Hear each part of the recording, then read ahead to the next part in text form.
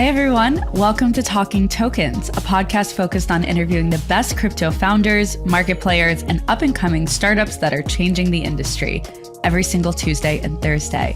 I'm Jacquelyn your award-nominated host and former senior crypto reporter turned entrepreneur, and I'm excited to be here with you all. Now, let's get into it.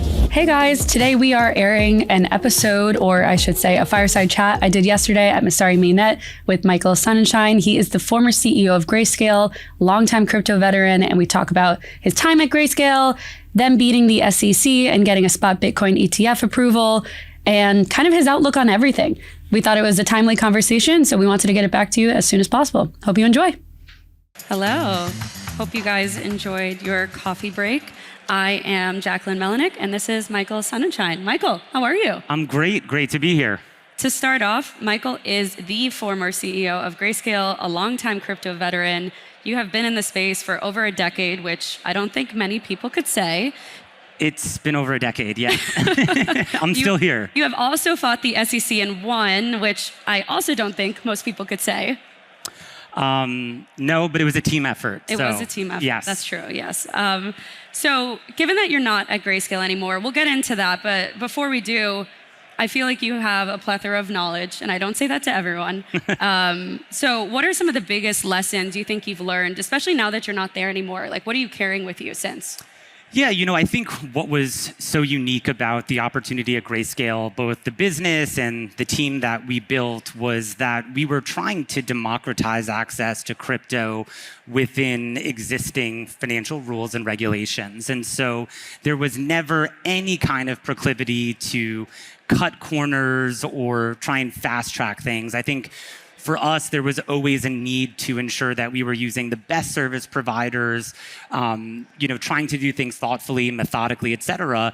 And at times that was tough because there wasn't a rule book, and largely there aren't still rule books for how to operate compliant businesses within the United States in and around crypto. But I think that's also why Grayscale was such an amazing opportunity. And why did you leave? I feel like I have to ask. Sure. I'm sure some people here are wondering. Well, I think it really harkens back to when I first got involved. A lot of people don't know, but I was essentially almost employee number one at Grayscale in 2014. And when I joined, it was really about Bitcoin. Would Bitcoin become a bona fide asset class? Would it be something that investors would want to have access to? And that's what we believed. And the crypto ecosystem, I don't even know if we could even say it was crypto ecosystem back then. Like it was largely just Bitcoin. And I think for us, there was this passion to build, and the Bitcoin community was inclusive and about opening up the system for more and more people and democratization. And I think, for us, the biggest journey along the way was really the SEC battle, which you mentioned, right? Which was to get an ETF to market and allow millions of investors to access Bitcoin through the protections of the ETF wrapper.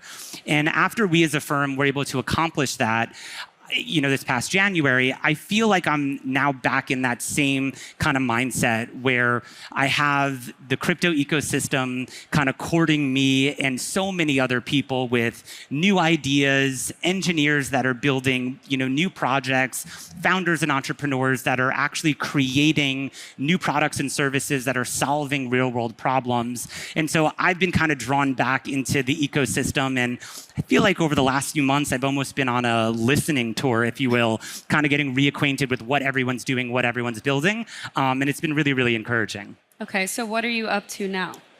That's a great question. So I've begun to advise a lot of businesses, mostly in the crypto space, but also somewhat in the fintech space. And so it could be everything from businesses working on infrastructure in and around crypto. We're certainly seeing a lot of efforts around tokenization.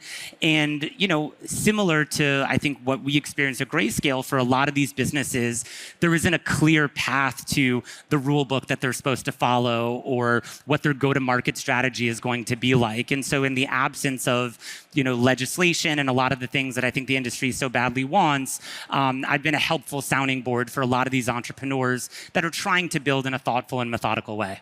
So would you say you're talking to a lot of American-based companies, given that And I've had conversations with founders too that they don't really want to stay here. They were born and raised here, but they also want to explore things overseas because of the regulatory uncertainty still that persists to this day. So how do you kind of address that? And then what is your thoughts on it today? Well, so I think there's a lot of founders that I'm speaking to now who are trying to decide whether or not it's the right time for them to fundraise.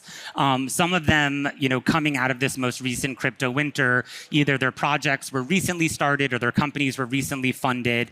And I've been certainly, the one to tell them, having survived, if you will, 3 crypto winters over the last, decade plus, that it never hurts to have a rainy day fund. I'm certainly bullish on the asset class, bullish where things are going, but you never know when things are going to turn. And so I think some of the use of proceeds, if some of these founders do raise, a lot of them are thinking about whether or not to continue their operations here in the US, or this may be an opportune time to take advantage of perhaps some of the regulatory clarity they've found in other jurisdictions around the world. So you don't tell everyone to just leave the US or stay? It's a mix of things? Well, listen, I think crypto certainly has a home in the United States, and the introduction of ETFs certainly solidified the staying power of the asset class, the accessibility of the asset class here in the US, but we've got a ways to go. Okay. And so given the current crypto landscape, do you think things are similar or different than, let's say, a year or two ago? Things are vastly different. I figured that would be the answer. Than they were a year or two ago. It's hard to even kind of chronologically think about a year or 2 years ago because, in the real world, that's like 20 years, right? Well, so I think certainly the introduction of, I think our SEC lawsuit at Grayscale and kind of this broadening and opening up of the asset class was certainly a watershed moment for the industry. Many will kind of look back on the last kind of 9-10 months and say that that was actually one of the catalysts that melted this most recent crypto winter. But there are a lot of parts of the crypto ecosystem that unfortunately haven't reemerged since this most recent crypto winter. So the landscape is different in that, spot trading, the landscape is still the same in the sense that spot trading is there. Certain exchanges that were once very important and very vital to the ecosystem aren't there, and we've now just seen those volumes move to other exchanges. Derivatives have continued to be built out. There's more and more contracts on, futures, things like that. ETFs have certainly changed the landscape. That was not here a year, 2 years ago. But then you have other parts of the ecosystem, certain parts of plumbing and other features that I know the institutional community really wants. So options trading, we're making maybe small incremental strides as an industry towards options on top of ETFs, which would be tremendous. But we also haven't seen the reemergence of a ton of prime brokerage businesses. There's several, but really the ability for users, for institutions, and everybody in between to be able to borrow and to lend within crypto is a vital, vital component to a really healthy market. And I'm excited to hopefully see some of those models reemerge. Based on the conversations that you're having today with maybe people who don't want to be in the spotlight, they don't want their company saying that they're getting involved in the space, but they're talking to you directly saying, hey, Michael, we want this. We would love if we could get a financial version of this on the blockchain. What are those conversations and what do these institutions want? Yeah, so there's certainly a big push around tokenization. And I'm seeing it everywhere from tokenization of real estate to tokenization of kind of more esoteric assets that historically take a long time to settle. I'm seeing it around equities. I'm seeing it around loyalty. That's probably where most of the pitches and most of the business models kind of coming through my inbox this day are. I'm excited about tokenization. I think if anything, what Bitcoin and what a lot of the other L1s and even some of the L2s have proven is that we now have this scalable infrastructure on which to build these types of applications. I think for some folks, the biggest difficulty around tokenization remains the on-ramps and the off-ramps, right? How can you ensure that the token that you're issuing is still going to be traded on a secondary basis into the hands of the appropriate type of investor? How can you ensure that even if you do have those guardrails, that because this is a crowd that likes to innovate, that token's not then going to be wrapped so that it can be democratized and opened up to other types of investors? So I think over the next kind of year and a half, you're going to start to see some of those on ramps and off ramps begin to get solidified simplified, so some of those applications will be a little bit more able to be realized. Backstage, we were talking a little bit about lending in crypto. Can you talk about like the promise there and what you're advising right now? Sure. So what I am seeing now is, especially with prices rebounding as much as they have, investors that are eager to take out loans against appreciated crypto positions. It could be Bitcoin, it could be Ethereum, et cetera. Does that make sense? Sure it does, right? There are a lot of investors who have made good money on their crypto positions. They'd like some relief against those assets so that they can do a home renovation or buy a car, or maybe they're paying taxes. Hopefully they're paying taxes, right? Things of that nature. But what I haven't seen as much yet is kind of the interest-bearing side of things. And so a lot of businesses are looking at some of the prime brokerage models, some of the borrowing and lending desks from before the most recent crypto winter, trying to learn lessons from them, and trying to, perhaps make a more prescriptive methodology as to how they offer relief and hopefully how they can build out the interest-bearing side as well. And what about IPOs? Do you think Web3 businesses in the US should be looking or gearing up to IPO, given that we've seen a few do it before, but the market may not be prime for it right now? Well, so I think actually the market is ready for it. It's just a matter of, are our regulators ready for it, right? And so, today when I think about the available opportunities on the public markets here in the US, you have investors buying public companies like the Coinbases of the world or MicroStrategy. You have investors buying and investing in different publicly traded Bitcoin mining businesses. And you certainly now have Bitcoin and Ethereum ETFs. But there is a pretty healthy pipeline of some unicorn businesses around the crypto ecosystem that would love to come to the public market. I'm confident that that is a matter of when, not a matter of if. But it's certainly, I don't think you're going to see anything, here for the next few weeks, certainly until this election gets decided and we begin to see not only who our new president's going to be, but also, how much of a priority crypto is going to be on their agenda. Yeah, I'm glad you brought that up because that was another question. Of course, I had to ask, what is your regulatory outlook right now in the US, and how will the US election potentially impact that one way or another?